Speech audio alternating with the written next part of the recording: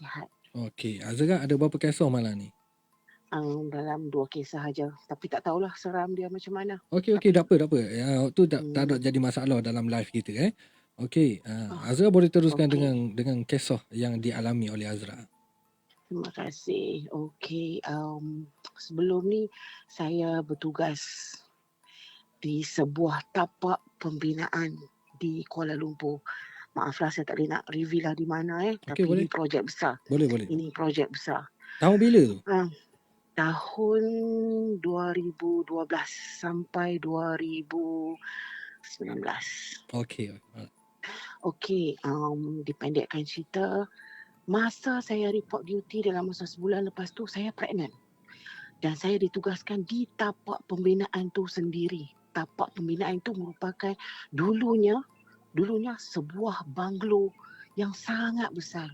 Tapi owner tu decide nak migrate ke Canada, dia jual 44 juta dekat salah satu developer lah. So kami robohkan banglo tu. Besar dan naikkan bangunan yang sangat gah lah juga. Lepas tu macam-macam jadi. So biasalah pihak pemaju buat macam-macam, biasalah panggil itu ini, nak diorang kata nak cuba halau hantu lah.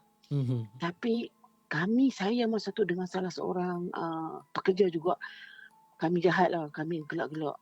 Saya mengaku saya gelak-gelak masa tu. Gelak-gelak tahu macam takkan kot. Okey. Masa tu dekat situ, waktu lepas malam memang dia orang letakkan pekerja-pekerja bangla untuk jaga site. Masa tu 3 tapak bangunan belum naik lagi. Jadi saya ni, office saya dalam kontainer. Dia orang buat office dalam kontainer. Kontainer yang sangat kecil yang hanya memuatkan beberapa biji meja saja kat situ. So saya masa tu diizinkan Allah, saya pregnant. Lepas tu suami pun kata okeylah, tak apa, cuba kerja je lah. Sebab memang nak kerja pun. Sebab tu tempat tu kawasan orang kaya. Tapak tu di tempat kawasan orang kaya. Jadi tempat kelima memang semua kena balik. Orang-orang kaya kat situ marah kalau bising. So kami pun terpaksa balik. So sebelum tu toilet memang masalah. Bayangkan saya bekerja di kalangan semua lelaki. Kalangan lelaki yang tak ada seorang pun Melayu. Saya ada masalah nak solat, saya ada masalah nak ke toilet. Dan saya terpaksa jalan kaki ke satu hotel yang seramnya Masya Allah untuk solat, untuk ke toilet semua.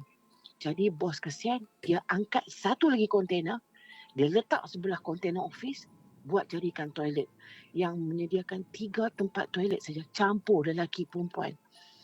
Dengan kongsikong lah. Siapa yang tahu pekerja-pekerja tapak, dia orang panggil kongsikong lah. Dia orang pun masuk guna toilet tu semua. Jadi satu hari, kami letak tower crane di tepi tower crane, tower crane yang tinggi, angkat barang-barang tu, angkat batu semua di sebelah kontainer saya. Nak dijadikan, nak ditakdirkan Allah Ta'ala, satu hari tower crane tu tumbang.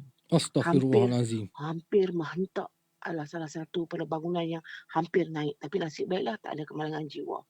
So kami tutup site. Jadi site jadi sunyi.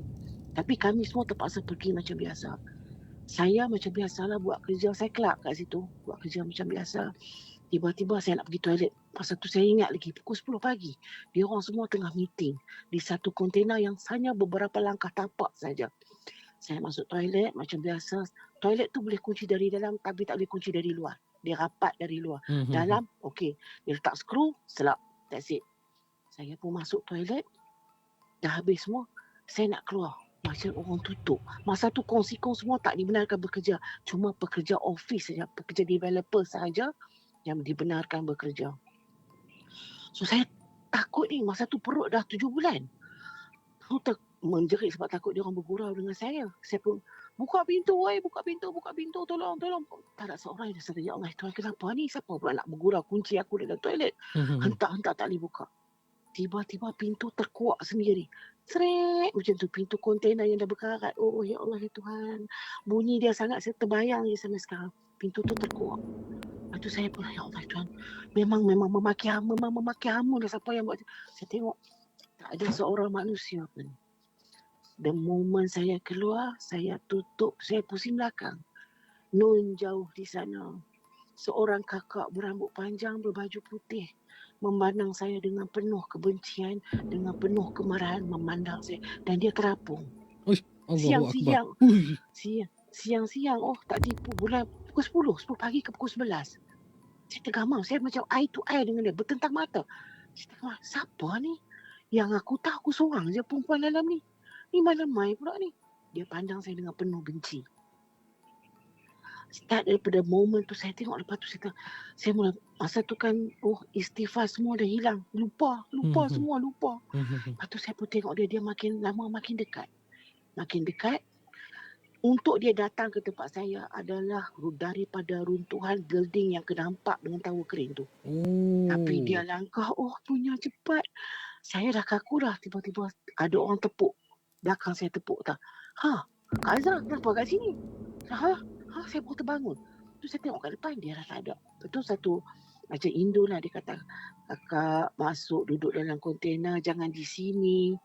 Saya terus masuk, tak cakap banyak, tangan ketak.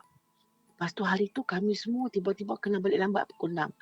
Saya dah kejut dah ni, saya dah rasa hati dah tak sedap. Dah tak sedap lah. Tiba-tiba bos kata dia nak kena pergi ke main office. Tinggallah saya sorang-sorang dalam kontena. Saya tawakal. Saya kunci pintu kontena. Lagi sekali saya dalam office. Tiba-tiba tengah masa tu ingat lagi 5.40. Lebih kurang lagi beberapa minit saya nak balik pukul 6. Saya nak balik dah. Pegang perut masa tu lah, baby duk menendang pun. Ya Allah, ya Tuhan. Tu saya tengok, ya Allah, semua dah balik. Tinggal 2-3 orang saja. Dengan bos lagi satu duk tengok tawa kering yang gugur tu. Tiba-tiba, belakang saya, cermin aku. Kontena tu diberikan cermin aku. Dia lalu, benda yang sama, lalu dengan kukunya. Sering. Saya terbreak, saya pusing belakang. Saya nampak dia, Nampak dia dia nak cerita lah. Seram dah. Dia cakap pintu tu sebab kontena tu besi. So dengar itulah salam perkenalan saya. Salam perkenalan dia untuk saya yang mentertawakan masa mula-mula benda tu terjadi. Sejak daripada hari saya kena tu, seluruh site kami kena kacau. Dan berbagai-bagai peristiwa lah kacau. Dia kacau abang yang datang tuang simen tu, dia bawa baby, dia nangis. Lepas tu dia orang tengok, dia angkat kepala, dia letak celah ketiak dan macam-macam peristiwa lagi. Aunty saya pun resign keluar dari situ. Allah. Itulah kisah tapak pembinaan. Ya Allah, Tuhan. Okey, cerita lagi satu. Okey, boleh. Saya cepat-cepatkan. Lepas tu, sebelum pada tu saya kerja di satu office lah. Office paling tinggi kat KL tu. Tak payah sebutlah nama apa. Alright. Office paling tinggi. Lepas tu kat situ ada juga staff-staff yang tiba-tiba ni suka, bos dah cakap dah, tak payahlah buat duha kat surau di bawah. Surau di bawah tu besar sangat. Semayang kat tempat cukup lah. So adalah beberapa kawan saya, tak apa okey. Dia orang turun pergi tingkat tu, pergi buat duha. Bagi salam sekali ramai yang jawab salam kat belakang. Yang ini yang kena ni staff lelaki, kawan saya. Dia kata ramai yang aminkan Fatihah dia, ikut sujud dengan dia pusing-pusing kat belakang, semua putih. Lepas tu dengan sekelip mata benda tu semua hilang. Okey. Lepas tu itu bab orang yang suka sembahyang duha lah. Orang yang selalu solat duha di waktu macam dalam pukul 9-10 pagi juga. Okey. The same week, minggu yang sama saya kena. Masa tu saya lewat sembahyang Zuhur. Saya tingkat tinggi lah. Nak turun tingkat bawah kena ada pertukaran lift. Jadi saya kena tukar lift. Saya turun lift, saya pusing. Masa tu ingat lagi hari Jumaat. Hari Jumaat orang kat situ suka pakai jubah warna hitam. Yang para perempuan yang dipakailah abaya lah, jubah panjang warna hitam semua. So saya turun, di tangan saya ada tuala. Lepas tu saya tengok lift kira bersusun sampai ke ujung. Lepas tu saya nampak satu kakak ni pakai jubah hitam. Cantik muka dia. Saya kata dia, "Kak, tolong pegang pintu lift, saya nak masuk." Tu dia tengok saya kan, dia senyum macam senyum perli. Senyum perli tau, senyum macam tak ikhlas. Saya lari sebab saya nak masuk. Saya nampak dia masuk dalam lift, dan lift terbuka. Saya masuk dalam lift, dia tak ada. Tapi satu lift bau bangkai. Allahu Saya kata, Akbar. aduh, terkenal lagi. Saya nak lari keluar. Pintu lift tertutup dengan boom macam tu. Lepas tu, saya tekan tingkat 2. Dia tak pergi tingkat 2. Dia stop saya salah satu tingkat tu. Tak ingat dah tingkat berapa. Tingkat tu orang dah tak guna. Tingkat tu dia orang tak nak jadikan office. Ada atas beberapa sebab lah. Lepas tu saya ditemani dengan bau bangkai dan bau busuk. Lepas tu petang tu saya balik. Saya nak naik ujung lift tu juga. Tapi saya berhenti. Saya buat OT. Saya ingat saya buat OT. Saya tak masuk lagi dalam lift. Saya duduk tunggu kat ujung. Dia lalu. Kali ni dia bukan jalan. Dia meleret. Allahu Akbar. Subhanallah. Saya kata, okey, aku takkan balik lagi. Alhamdulillah, lepas tu polis bantuan lalu. Dia kata, kenapa terjegat kat sini? Kata, saya nak balik, tolong escort saya ke bawah, boleh tak? Kata, itulah, buat lagi OT. Sini bukan boleh macam-macam, Kak. Saya ingat hati lah, bukan macam-macam. Okeylah. Saya pun dengan diiringi polis bantuan tu, turun bawah balik. Taubatlah home, Uish. Okeylah, Uish, itu aja. Okey. Okey, alhamdulillah. Azra sekejap. Ya. Saya ada satu soalan berkenaan dengan bangunan tu.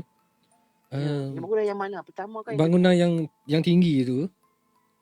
Okey, saya tak tahulah benda ni betul ataupun tidak, wallahu alam. Cuma kita nak tanyalah betul ke tak tahulah salah satu bangunan tu ada satu tingkat tu yang dikosongkan? Ya, ada. Betul Ya, saya tak tahu sampai sekarang, tapi setakat saya di situ sampai tahun 2000 yang lebih-lebih saya tak boleh mention tu, tempat tu memang kosong. Dia orang kata pasang kapet pun, kapet direntak keluar. Allahu Saya Akbar. pernah depan mata saya sendiri, saya di finance, depan mata saya sendiri saya nampak peti besi cap tu dia terpusing sendiri, sedangkan kombinasi number cuma bos yang tinggi saja tahu. Masa tu waktu maghrib, kombinasi nombor tu terpusing sendiri. Allah.